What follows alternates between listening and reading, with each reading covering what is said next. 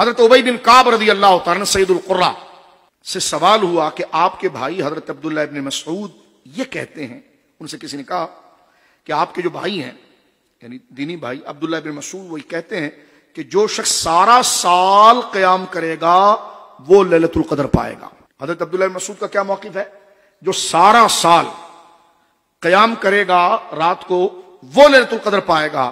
تو حضرت ابی بن کعب نے کہا اللہ رحم فرمائے تم پر، ان کا ارادہ یہ کہ لوگ ایک رات ہی پر بھروسہ نہ کر لیں۔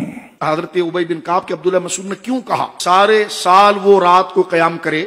تو فرمایا اس لیے کہا کہ لوگ صرف ایک 27 کو نپٹانے کے بعد باقی جو فرض نمازیں وہ اور راتوں میں بھی اور دن میں چھوڑ رہے ہوں، یہ کرنے کے بعد انہوں نے فرمایا، یہ ایک عبداللہ مسعود کے کہنے کا مقصد یہ تھا، ورنہ ابی بن کعب کہتے ہیں ورنہ ان کو یہ معلوم ہے کہ شب قدر رمضان ہی میں ہے اور یہ رمضان کے آخری 10 دنوں میں ہے اور یہ 27ویں رات ہے۔ یہ ابی بن کعب کہتے ہیں۔ پھر انہوں نے بغیر انشاءاللہ کے قسم کھائی اور کہا یہ 27ویں رات ہے، یعنی ابی بن کعب نے اس کا مشاہدہ کیا 27ویں رات، پھر قسم اٹھا کر کہا یہ 27ویں رات ہے۔ میں نے پوچھا ابو المنذر سے کہ آپ کس دلیل سے کہتے ہیں کہ یہ 27ویں رات جو ہے وہ لیلۃ القدر ہے؟ یہ صحیح مسلم شریف پڑھ رہا ہوں میں آپ کے سامنے۔ انہوں نے بتایا کہ لیلۃ القدر کی علامت یہ ہے، ہمیں رسول کریم نے فرمایا صلی اللہ علیہ وسلم کہ اس کی صبح کو سورج طلوع ہوگا لیکن اس کی شعاعیں نہیں ہوں گی۔ سورج جب نکلتا ہے تو اس کی شعاعیں مانا کہ ٹھنڈی ہوتی ہے، لیکن اٹھنے کے ساتھ جو پہلی اس کی شعاعیں ہیں وہ بندہ نظر نہیں لگا سکتا۔ تو حضور سید عالم سے مرفوع مشاہدہ حضرت ابی بن کعب مسلم شریف میں لے رہے ہیں، فرمایا لیلۃ القدر کی علامت یہ ہے کہ جس کی صبح میں جب سورج نکلے تو اس میں شعاعیں نہ ہو، بس وہ ایک ٹھنڈا سا سورج نظر آئے جس کو بندہ دیکھ سکے۔ یہ صحیح مسلم شریف کی روایت میں نے آپ کے سامنے پڑھی۔ آخری روایت ہے حضرت عبادہ بن صامت سے۔ حضرت عبادہ بن صامت بڑے جلیل القدر صحابی ہیں اور یہ مسلم امام احمد سے میں پڑھ رہا ہوں۔ رسول کریم صلی اللہ علیہ وسلم نے فرمایا شب قدر کو آخری طاق راتوں میں طلب کرو۔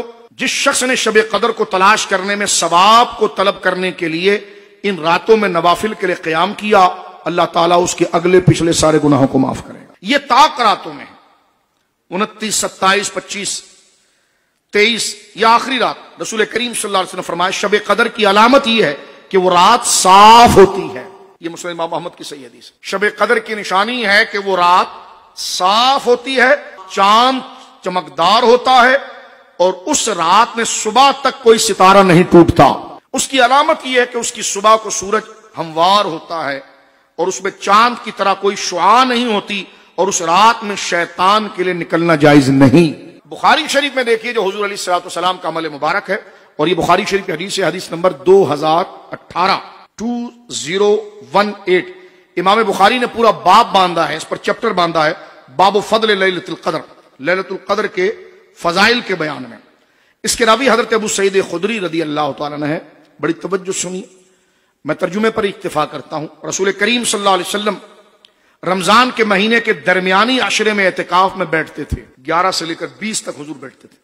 20 رات گزرنے کے بعد جب 21ویں رات آتی تو آپ شام کو گھر لوٹ جاتے تھے اور صحابہ آپ کے ساتھ اعتکاف میں ہوتے تھے، وہ بھی گھروں کی طرف لوٹ جاتے تھے۔ اور رمضان کے ایک مہینہ ایسا ہوا کہ جس میں آپ اعتکاف میں تھے، تو جس رات میں آپ کو گھر جانے کی عادت تھی ہر سال کی طرح 21ویں شب کو، اس میں آپ نے ایک طویل خطبہ دیا۔ پھر اللہ تعالیٰ نے جو چاہا آپ نے حکم دیا۔ پھر آپ نے فرمایا میں اس درمیانی عشرے میں اعتکاف کیا کرتا تھا، پھر اب مجھ کو یہ معلوم ہوا کہ مجھے اس مہینے کے آخری عشرے میں اعتکاف کرنا چاہیے، لہذا جو لوگ میرے ساتھ اعتکاف میں بیٹھے ہوئے ابھی تک وہ گھر نہ جائیں، وہ اعتکاف میں رہیں۔ اب تم کو اس کے آخری عشرے کی راتوں میں تلاش کرو اور اس کو ہر طاق رات میں تلاش کرو۔ میں نے خواب میں دیکھا، حضور فرماتے ہیں میں نے خواب میں دیکھا کہ میں پانی اور مٹی میں سجدہ کر رہا ہوں۔ حضرت ابو سعید خدری کہتے ہیں اس رات آسمان سے بارش ہوئی اور حضور سید عالم نے جب فجر پڑھائی تو کہا ہم نے دیکھا سرکار گھر کی طرف جا رہے تھے اور آپ کی پیشانی جبین مقدس پر وہ جو مٹی تھی جو بھیگی ہوئی اس کا نشان تھا۔ اور صحابی کہتے ہیں یہ کون سی رات تھی؟ فرمایا 21ویں رات۔